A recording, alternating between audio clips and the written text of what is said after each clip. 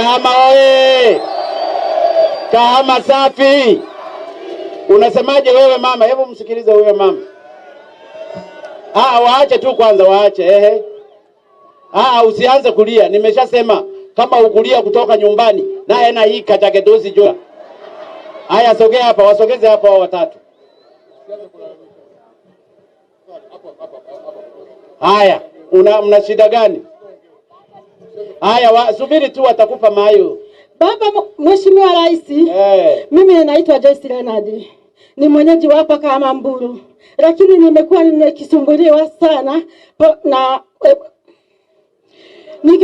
sana na hakimu wa baraza wilaya, ambapo baraza wilaya anatumia watu kunifukuza kwenye nyumba ambayo wamekula njama kutengeneza hatimiliki, akishirikiana nao yeye pamoja na afisa mteule Yusufu, wakashirikiana na mume wangu baada ya ndoa kuwa na mtafaruku. Na hapo tulikuwa tumeshatoka kwenye mahakama za chini, nimeshapewa haki zangu zote. Kilichofuatia hapo, mheshimiwa hakimu wa baraza ardhi wilaya akarudia kesi upya, akaisikiliza upande mmoja, ambapo mimi sikuletewa samasi wala kitu kimoja, na kuja kuletewa samasi kwamba natakiwa kutoka kwenye nyumba, na sijasikilizwa na hawajaniletea samasi yoyote na taarifa yote. Wakaunganisha hukumu, wakaunganisha vitu vyote kwamba natakiwa kutoka tarehe 24. Nimekata rufaa ya pingamizi, lakini ninavyomjua yule mheshimiwa wa baraza la ardhi, lishanitokea akanifukuza kwenye nyumba kama mbwa kupitia watu wake. Mimi na watoto wangu tulikuwa tunahangaika, watoto wanashindwa kwenda shule,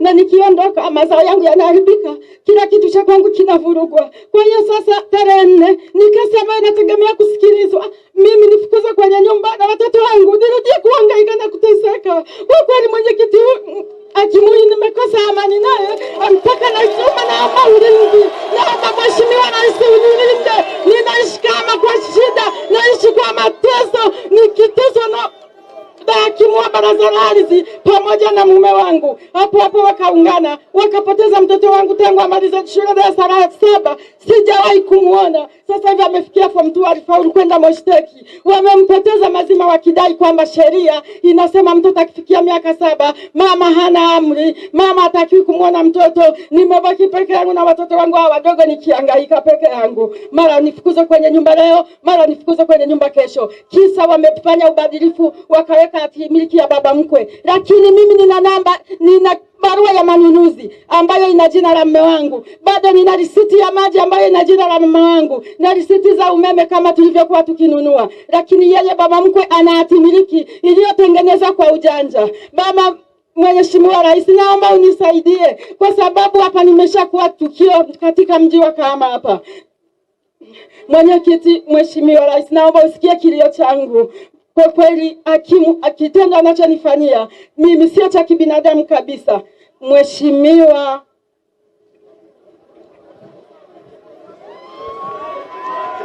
haya tulia tu mama. Mimi naitwa Evans Raymond, napatikana hapa Kahama. Mimi mume wangu aligongwa na askari trafiki. Askari huyo alikuwa ameelewa. Baada ya kumgonga, mkuu wa wilaya alihusika kunisaidia katika usafirishaji.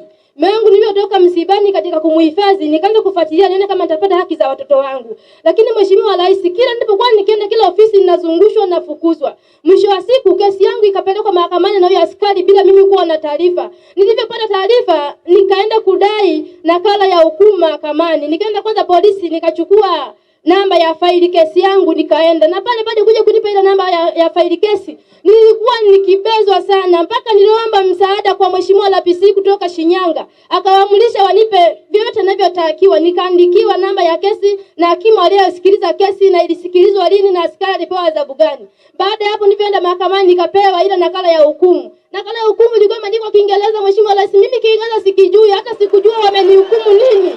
Wakati mimi ndiye niliyekuwa mlalamikaji, nimefiwa na mume wangu, nipo nahangaika na watoto wangu.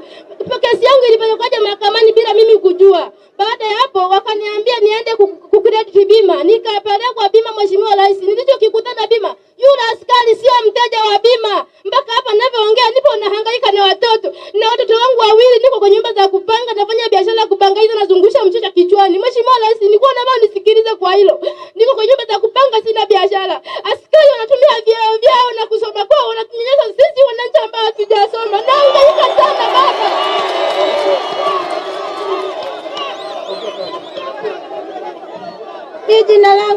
Maria Mavita. Ilikuwa namba 2 ya Kakola, nilikuwa naponda mawe.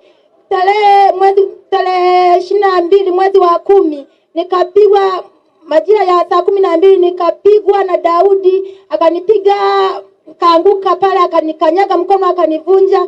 Baada ya kunivunja walimkamata mgambo wa sungusungu, wakamleta pale kituoni cha polisi Ilogi. Alipofika pale nikamwacha, nikapelekwa hospitalini hapa Kahama. Nikapigwa kisireli, nikakutwa pale mkono umeshavunjika, nikatibiwa pale. Baada ya pale niliporudi kwamba hivi ni wa taarifa pale kituoni, nikamkuta yule ameshamwachilia. Nikawaulizaje sasa nani atanihudumia hapa katika mkono wangu, wakati mkono wangu ndio ulikuwa unafanya kazi kupitia, yani kulisha watoto wangu, nilikuwa naponda mawe. Wakanijibuje, wewe nenda kule tu, tutamtafuta sisi, usije kutufundisha kazi. Yaani wale watu wa Bariati ambaye wale wa shamba, hebu toka basi, utakuja tarehe 6. Niliporudi tarehe 6 hiyo wakanisukumiza kwenda mahakamani.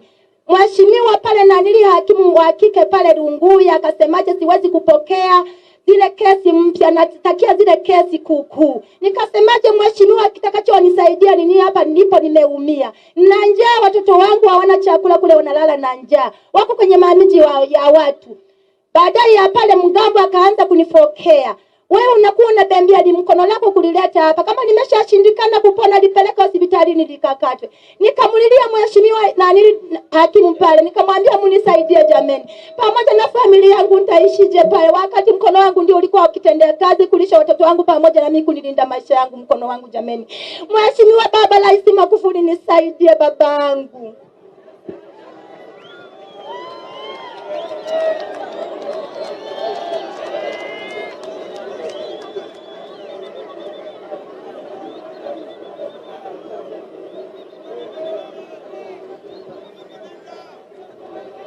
RPC wa Shinyanga yupo?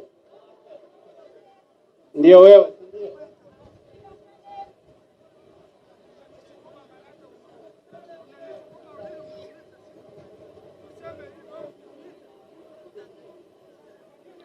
Nianze na yule mama aliyekatwa mkono. Njoo hapa RPC. Andika hilo jina la huyo mama. Atafutwe huyo Daudi.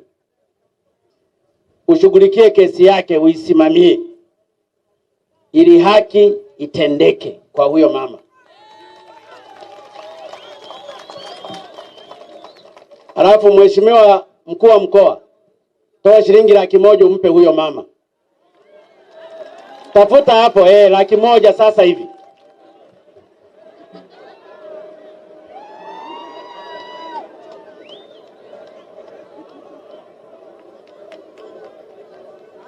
Toa 100,000 umpe huyo mama, kwa sababu mkono aliyekuwa anapondea kokoto umevunjwa na Daudi.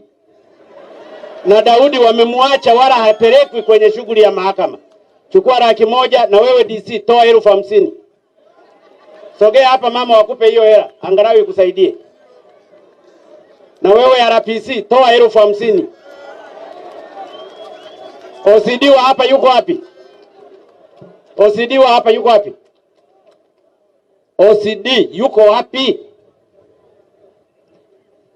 Njoo hapa OCD na wewe utoa 50,000. Nataka mjifunze mateso ya wananchi wa chini wanazoyapata.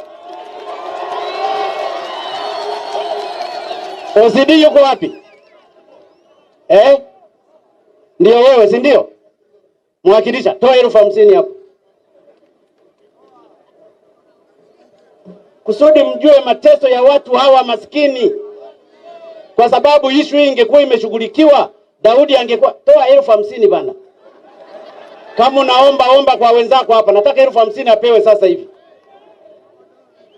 Atapondaje kokoto mkono umeshavunjwa? Waombe wenzako, changa kwa maOCS na wanani. Nataka mjifunze mateso haya, mtolee. Zimefika ngapi? Lazima tufike mahali matatizo mengine tuyatatue hapa hapa. Zikiwa zinawatoka hela, mtajua namna ya kusaidia watu wanyonge hawa. Haya mama, umenielewa? RPC yule ni mama na ni mpya. Umenielewa? Anachukua jina lako. Wasaidizi wangu pia chukueni. Una simu? Haya, chukua namba yake ya simu, halafu tutafuatilia na mimi.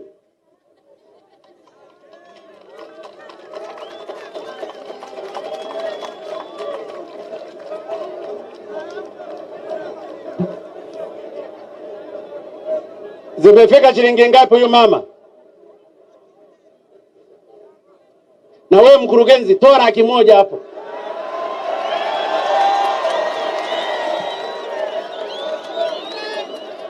Na wewe mbunge, toa 100,000 hapo kwa huyo mama, kwa sababu nina uhakika angekuja kwenye ofisi yako ungemshughulikia. Na wewe diwani, uko wapi? Toa 50,000 hapo.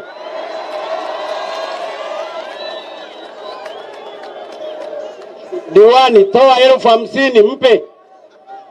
Mhesabieni huyo mama. Ukayoli uronka nogole pera mayo pole pole. Mhesabie zimefika ngapi? Haya mambo mangekuwa ninyi viongozi mnayashughulikia, yasingekuwa yananisubiri mimi barabarani hapa. Zimefika ngapi? 500,000. Haya, mpe huyo mama 500,000. Kiturage mayo mkundi ojibisegete.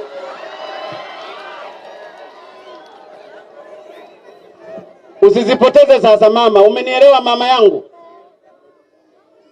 Zimefika 500,000 kamili.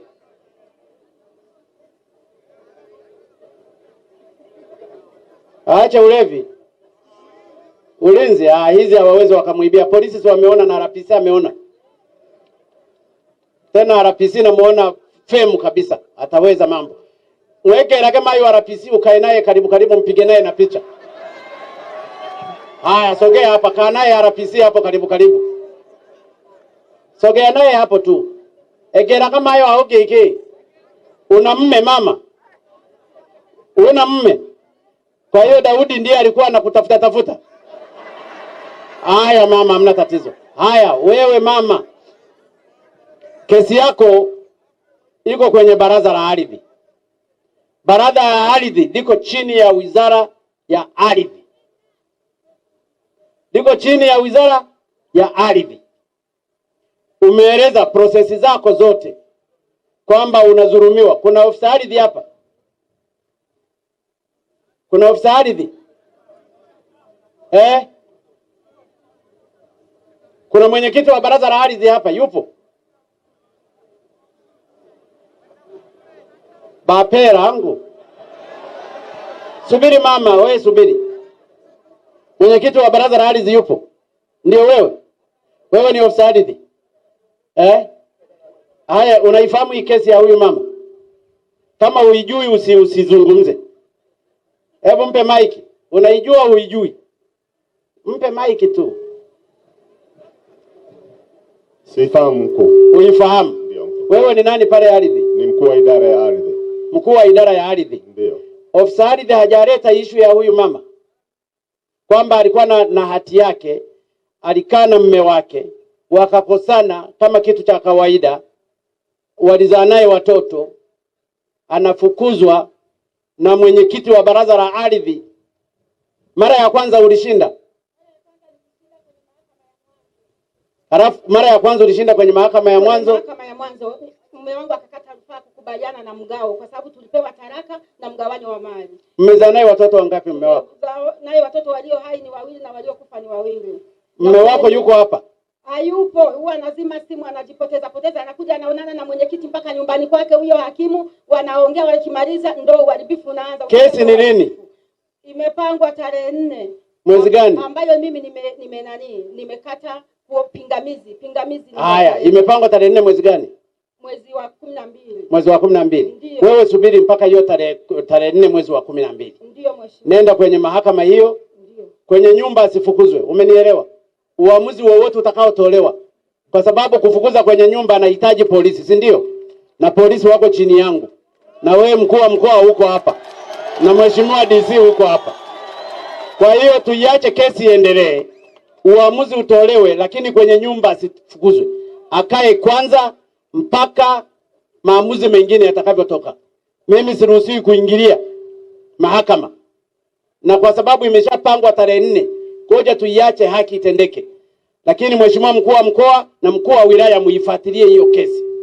Na muwasiliane pia na waziri wa ardhi, kwa sababu hao wenye vitu wa mabaraza ya ardhi wako chini ya waziri wa ardhi, na ndio huwa anawateua na kuwatengua na kufanya chochote. Wale ni wepesi zaidi. Kwa hiyo msubiri kesi iende mahakamani. Mama, imepangwa tarehe 4, wewe vumilia ili maamuzi yakawe ya wote, kwa sababu huku nasikiliza upande wako, sijasikiliza upande mwingine. Labda na wewe ni mkorofi, mume wako ulikuwa unamletea wanaume wengine kwenye kitanda au nini? Kwa sababu uzuri huko mzuri mama, mweupe. Lakini mimi sitaki kuingilia hiyo kesi. Ngoja tufikie mpaka mwisho. Lakini nataka kukuhakikishia serikali itakulinda ili haki ipatikane. Sawa mama? Wewe vumilia, wala hawatakunyanyasa. Ukweli utatokea. Nani mtu wangu wa sheria yuko wapi?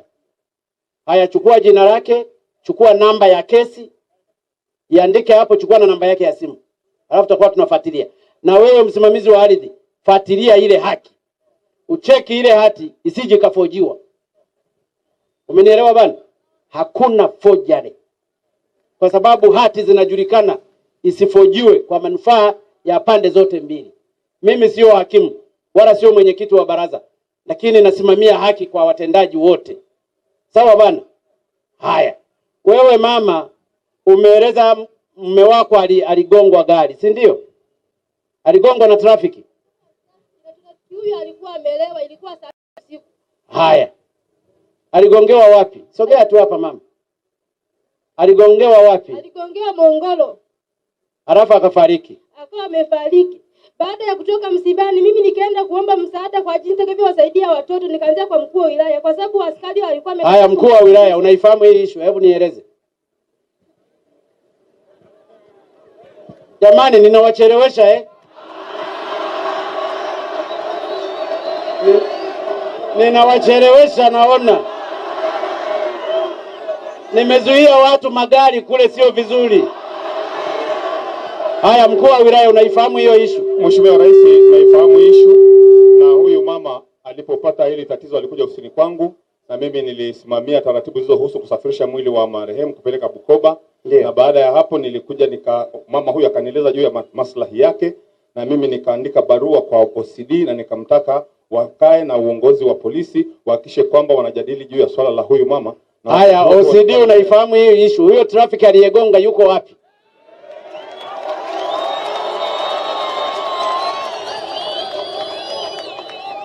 Unaifahamu? Umekuja juzi tu. Naifahamu mkuu wiki. Ndio, Huyu mama ni kweli mume wake aligongwa na kesi ilipelekwa mahakamani, lakini kitaratibu lazima taratibu za insurance ndio zinamlipa. Huyo traffic yuko wapi kwanza aliyegonga akiwa amelewa? Haya, sasa RPC yuko wapi? Alishatolewa utrafiki. Akaenda wapi? Yuko hapa Kahama. Basi msimamishe kwanza kazi ya upolisi.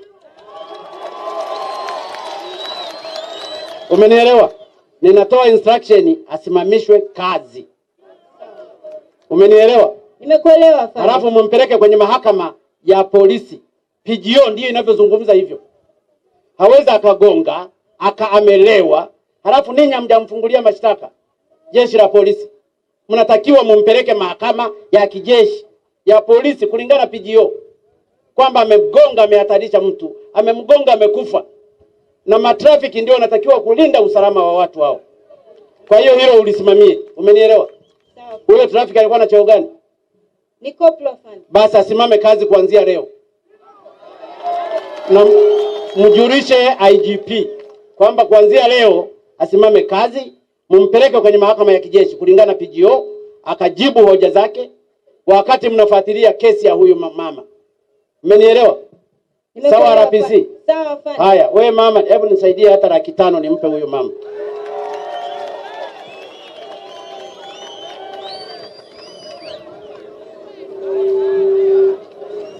Mchange wasaidizi wangu, kama hamna mchange haki ifike 500. Nitakwenda kuwarudishia.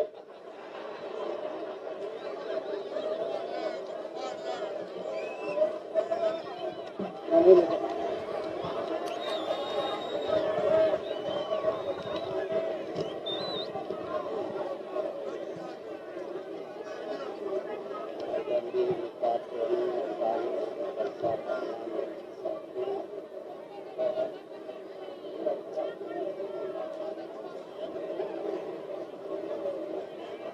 mama hapa, njoo.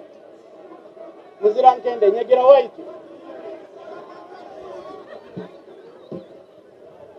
Unaitwa nani mama? Haya, chukua hii mama shilingi 500 ikusaidie utunze hawa watoto. Umenielewa? Swala lako tutalifuatilia ili haki yako itendeke. Lakini pia endelea kumtanguliza Mungu. Sali kwa ibada yako, kwa imani yako.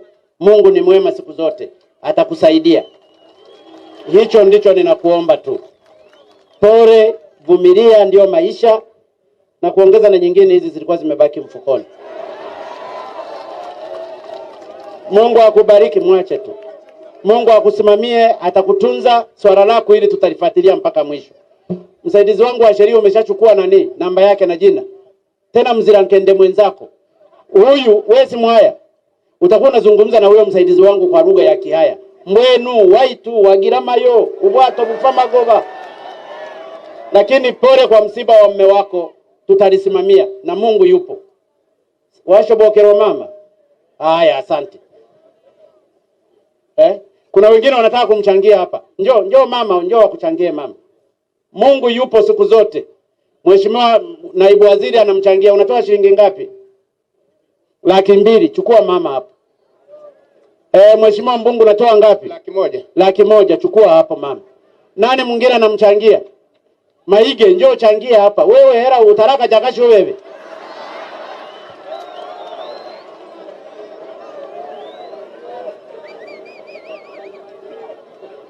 Shilingi ngapi hiyo? 100,000 Mheshimiwa Rais. Haya. Sasa una account mama? Utakwenda kufungua. Nani hapa? RPC. Msaidie huyu mama akafungue account. Na mumulinde asije akaumizwa. Kwa sababu yule traffic amesimamishwa kazi. Asije akalipiza kisasi mpaka haki itakapopelekwa. Na ninyi mkasimamie kupitia mahakama ya polisi, kupitia PGO. Kwa sababu yeye ni muuaji kama wauaji wengine. Raia wakiua wanakaa miaka 7. Leo huyu anaua, anakaa anatembea humu na alikuwa amelewa. Ninafahamu traffic cases ziko very right. Lakini angalau kwenye sheria zenu za polisi kupitia PGO ifanye kazi. Ninawapenda polisi, wanafanya kazi nzuri. Lakini wapo wachache wanaharibu jina la polisi.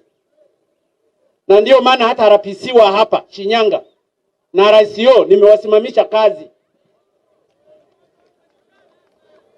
Kahama oye! Polisi ninawapenda sana. Wanafanya kazi nzuri sana. Lakini wapo wachache wanaharibu sifa nzuri. Mumsaidie huyo mama. Mama anatembea na watoto maskini, mume wake amefariki.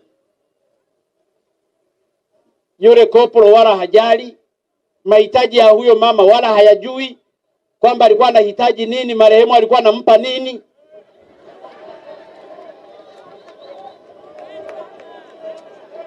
Haya bana. Ndugu zangu Kahama, asanteni, Mungu awabariki sana. Kahama oye! Kahama safi! Asanteni sana, Mungu awabariki jamani, asanteni, nawapenda sana.